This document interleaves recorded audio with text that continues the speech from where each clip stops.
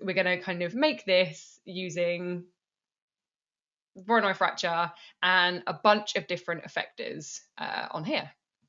So let's get into that straight away. And what I'm going to do, let me open up my project files. Yes, these are the ones, just so we can have a look at them, because I'm going to have to steal the Maxon logo spline from here. And what am I doing first? Fractured logo. Yes, this is the one. Okay, so I'm going to grab the Maxon logo spline out of here, which I basically just exported from Illustrator. And I'm going to go to File and New Project. I'm just going to paste that in there.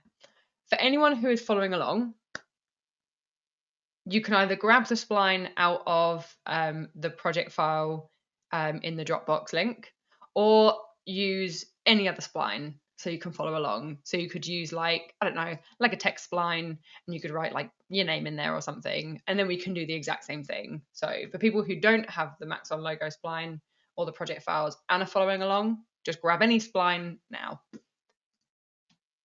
Cool. So the first thing we're going to want to do is we need to turn this spline into geometry. And we know from week 2 that we can do that. We can turn splines in Cinema 4D into geometry by using our generators. So if I come up to my generators, I'm going to grab my extrude.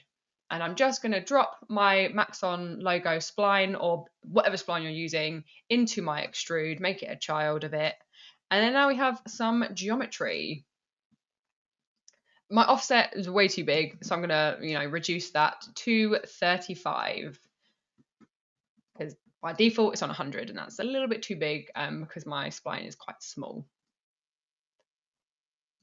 Right, so what do we need to do now? Well, we need to create some fragments and create some pieces. And we know, because of what Matt just showed us, that we can use the Voronoi Fracture tool for that. So I'm going to come up to my MoGraph menu, and I'm going to grab my Voronoi Fracture, and I'm going to drop my extrude straight into there. And now I have my fragments. I have my pieces of geometry.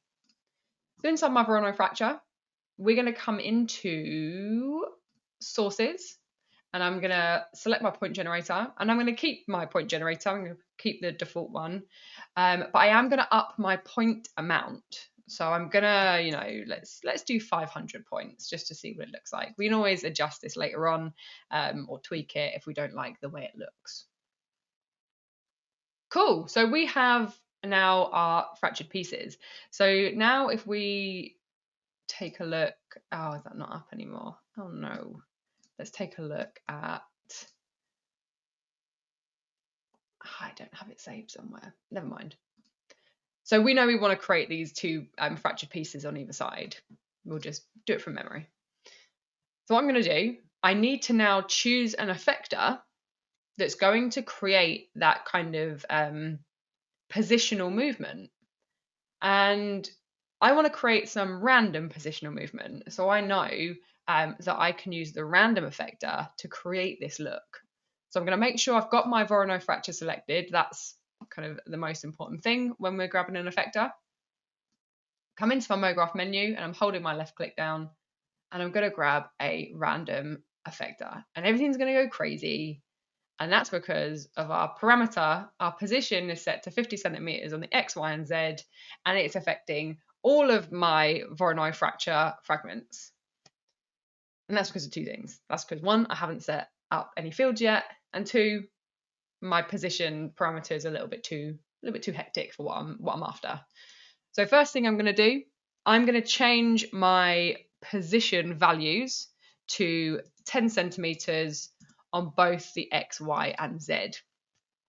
I may change these once I've added my fields, but for now I'm going to leave it on 10 centimeters. And now I can add my kind of like final step in the workflow, which is my field, or my fields. I'm gonna add 2. So for this, I used a spherical field. So if we grab ourselves a spherical field, we can now just position this exactly where we want it. So I'm just going to hold T, and I'm going to scale it down. and then I can tweak this inside dot here just to kind of increase this sort of inner area. Okay, let's maybe put it up here a little bit. Cool. Now let's go back to our random effector, and I'm going to grab another spherical field. And what's great about this is it automatically gives me the blending mode that I need, which is really handy. So it's max because I want both of them to be working together. And then I'm just going to pull this one down. I'm going to hold T again. I'm going to shrink it down, and I'm going to do the exact same thing. I'm just going to position this sort of where I want it. Cool. So that's looking fine for now. I'm happy with how that looks. But I'm thinking maybe we need these pieces to kind of like look like they've kind of disintegrated a bit as well. And so as Matt said, it's not. So because I want them to scale down, I'm not really going to use my existing random effector, because as we know, it's going to kind of like randomly scale the pieces. So I can't necessarily say, okay, I only want you to scale them down, because a random effector is going to kind of scale them up, scale them down, scale them all over the place. So we can use the plane effector for that. So again, with my Voronoi Fracture selected, I'm going to come into my MoGraph menu, and I'm going to grab my plane effector. Everything's going to jump up by 100 centimeters on the Y, because that's the default that the plane effector does. So we come into our parameter inside of my plane effector, switch my position off because I don't need to affect any of the position. My random effector is handling all that for me. But I need my plane effector to be adjusting my scale. So I'm going to do, I might even change this. Let's do minus 0.5. And so again, it's happening to every single fragment. What I can do, I can drag. So I'm now in my plane effector, fall off, and I can drag my spherical fields into here. But what I'm going to need to do, I need to set my blend mode again. So now if I switch my plane off and switch it on, our pieces are now, as they're kind of moving away from our main solid Maxon object, they're now kind of getting smaller. And now I can kind of, if I want to, I can now be like, you know what, they're maybe not small enough. So maybe let's do a -7, minus 0.7 on my scale. Okay, cool. So let's go back quickly and have a look at this. So we're getting there, but we're also getting some slight little bits of cracking in here. And so we don't want to use one of our existing effectors for that, because our random is affecting our position and we have our plane affecting our scale. But how can we kind of create this partial cracking that's also going to leave some of the rest of the object solid? So we can do that with another effector. So what I love about MoGraph is you can just add effectors on effectors and fields on fields, and it just adds to the effect and the setup that you're trying to make. And yeah, there's not too many limitations with adding effectors on.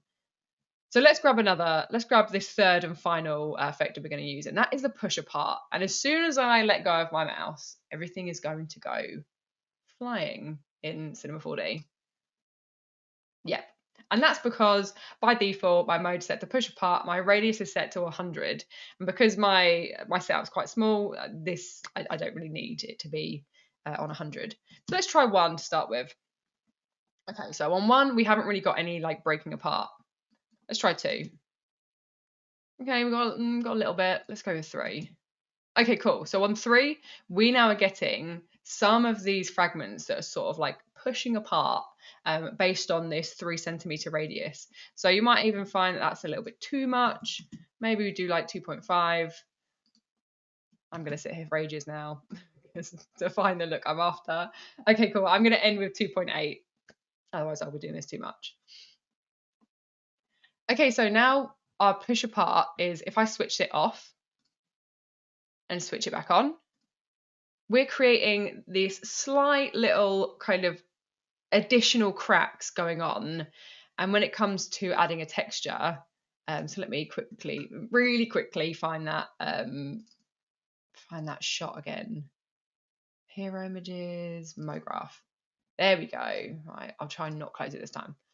Right, so I use that push apart effector here to create just these slight little like cracked bits here, but then the rest of the object is still solid, apart from, you know, these areas where we want it to look like it's kind of coming apart. Okay, so I'm not going to worry about texturing or lighting all of these scenes, because I'd rather show you the setups. And I mean, you know, weeks 3 and 4, we looked at texturing and lighting anyway.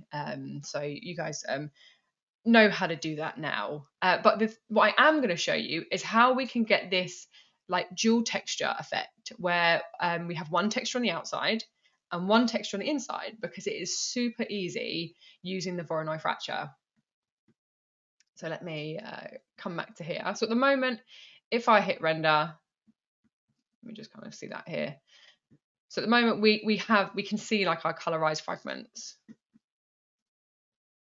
So what we can do inside of our Voronoi Fracture, we have this selections tab.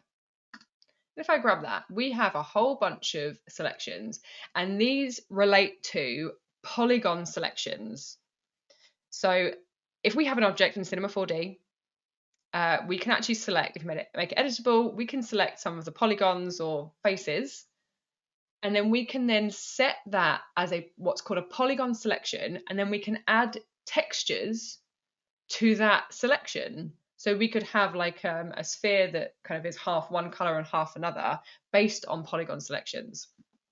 What's great about the Voronoi Fracture is it kind of does this for us. It does these selections for us, like automatically. So I want my outside faces to be one texture.